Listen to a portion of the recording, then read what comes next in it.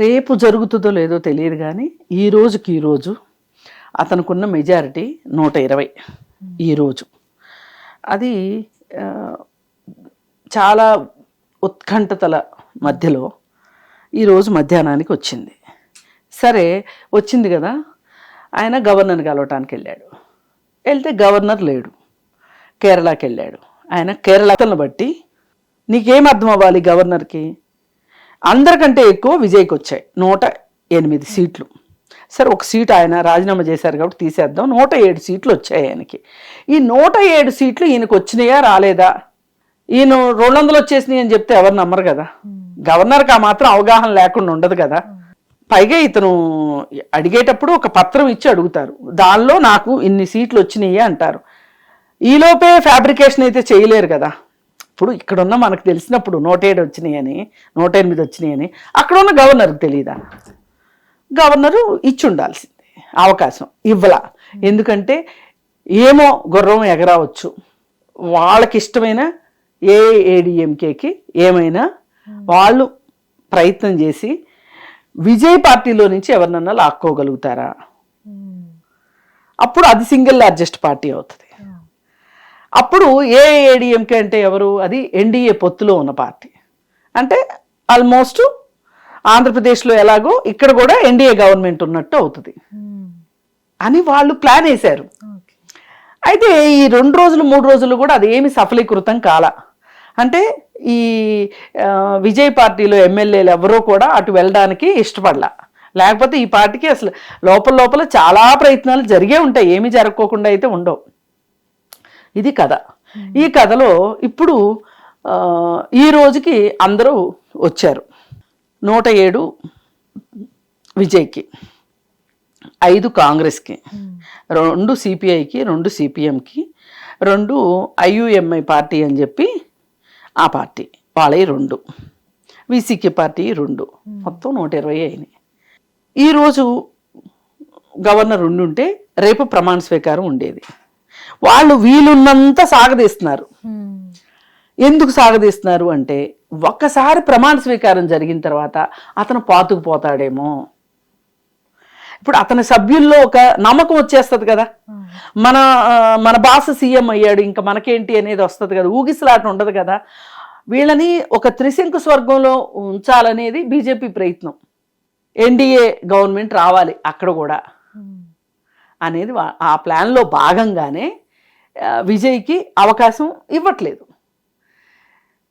సరే ఇప్పటిదాకా చెప్పిన బూచీలన్నీ అయిపోయినాయి. అసలు ఇది చాలా ప్రజాస్వామ్య విరుద్ధం అనమాట.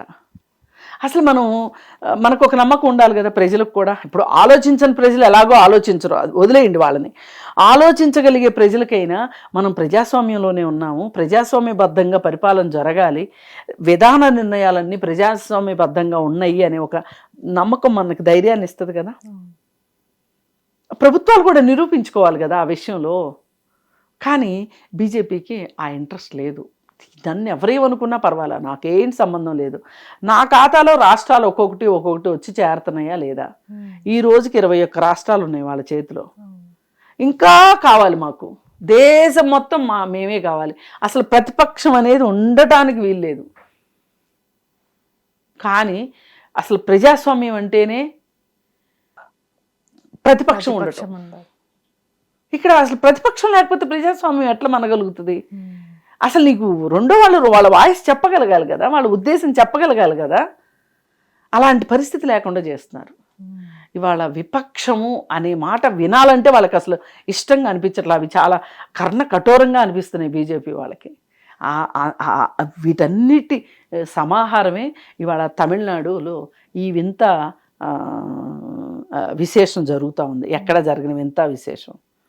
వాళ్ళు ఆలోచిస్తున్నారు, ఎవడన్నా ఒక్కడు దొరకపోతాడా విజయ్ పార్టీలో నుంచి, ఒక షిండే దొరకపోతాడా మహారాష్ట్రలో చేసినట్టు చెయ్యాలి అని. ఎవరు రావట్లా బయటికి. ఆఖరికి ఏం పుకారు పుట్టించారంటే, స్టాలిన్ దగ్గర నుంచి బాబు అని ఒక అతను డిఎంకే నుంచి వచ్చి విజయ్ పార్టీలో చేరి స్టాలిన్ మీద గెలిచాడు. అతన్ని లాగుదామని చూస్తున్నారు. అతనికి ముఖ్యమంత్రి పదవి ఇస్తాము నీకు, నువ్వు కొంతమంది ఎమ్మెల్యేలను తీసుకురమ్మని. కొంతమంది ఎమ్మెల్యేలను అతను తీసుకుని వస్తే ఏఐఏడిఎంకేలో దాన్ని మెర్జ్ చేసేసి వాళ్ళు సీఎం అవ్వాలి అని. ఇవన్నీ మంచి సాంప్రదాయం కాదు, కానీ వాళ్ళకి నడుస్తుంది. ఏదో ఒక రోజు ఇప్పుడు ఎవరు ఊహించింది, యువత అంతా విజయ్కి వేశారు ఓటు, మహిళలు కూడా విజయ్కి వేశారు ఓటు. అట్లాగే వీళ్ళు ఇలాగే చేస్తూ ఉంటే యూత్ బీజేపీకి ఎదురు మాట్లాడడం కానీ, వాళ్ళని వ్యతిరేకించడం కానీ, వేరే పార్టీలకు ఓటేయటం కానీ ఎంతో దూరంలో లేదు. అది బీజేపీ అర్థం చేసుకుంటే చాలా మంచిది. చాలా వరకు చూసాం మనం మ్యామ్, రిజల్ట్స్ వచ్చిన దగ్గర నుంచి కూడా అటు పొత్తు పెట్టుకోవాలని బీజేపీ చూసినప్పటికీ కూడా విజయ్ దళపతి అంటే సింగిల్గానే, నేను ఎలక్షన్స్ అప్పుడు కూడా తాను ప్రకటించడం జరిగింది, నేను సింగిల్గానే వెళ్తాను అని చెప్పడం జరిగింది. అంటే ప్రజలు కూడా నమ్మి విజయ్కి ఓటేయడం జరిగింది. అంటే ఎందుకు సౌత్ స్టేట్స్ మీద బీజేపీ ఎక్కువ, అంటే అక్కడ గ్రిప్ తెచ్చుకోవాలని, అక్కడ గెలవాలని ఎక్కువగా చూస్తున్నాయి? ఇప్పుడు విజయ్ నేను ఒంటరిగా వెళ్తానని ఒక్క మాట కూడా అనలే అతను నేను లౌకిక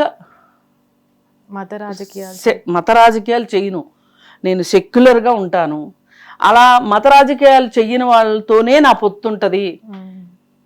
గెలిచిన వెంటనే కూడా అదే చెప్పాడు అతనేమి అసలు రూట్ మార్చుకోలే. అంతకుముందు